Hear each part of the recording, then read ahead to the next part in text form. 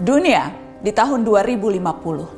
Bayangkan, udara saja tidak berpihak kepada kita. Suhu memanas ekstrim. Sebagian orang terpaksa mendekam setiap hari di ruang ber-AC dengan handuk basah menyeka wajah. Mata terus berair. Dan kita hanya dapat tertidur di setiap subuh karena cuma itu waktu yang cukup sejuk. Di luar tembok rumah kita, peningkatan suhu menyebabkan kekeringan parah di banyak belahan dunia. Hanya orang kaya yang bisa membayar air. Keran-keran di tempat publik dikunci. Hutan-hutan terbakar.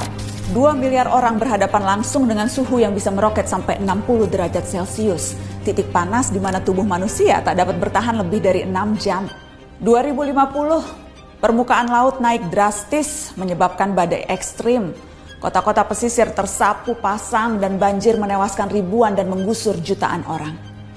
Beberapa kota terpadat di dunia tenggelam, termasuk Alexandria, Kairo, Mumbai, Shanghai, Bangkok, dan tentu saja Jakarta.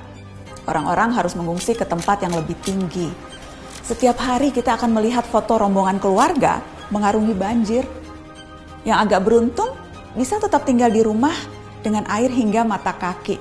Seperti Jakarta di tiap musim banjir, tapi ini di seluruh dunia. 2050. Pandemi bukan hanya varian COVID. Perubahan suhu, banjir, urbanisasi, dan pergerakan populasi manusia mengakibatkan penyebaran penyakit. Setengah dari populasi dunia beresiko tertular malaria atau demam berdarah.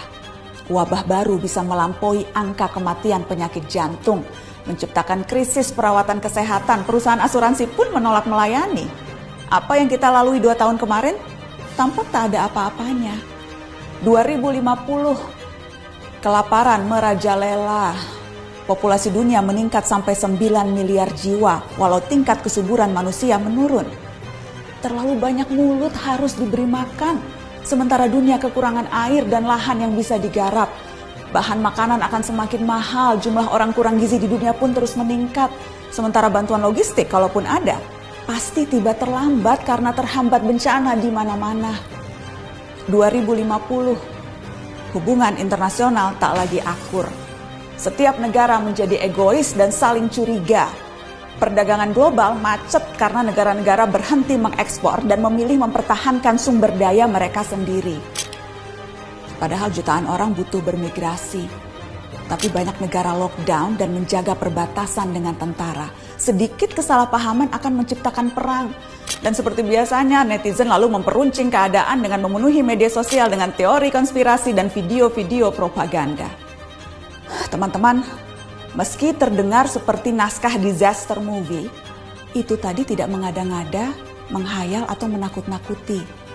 Semua gambaran itu berbasis pada penelitian dan data-data saintifik.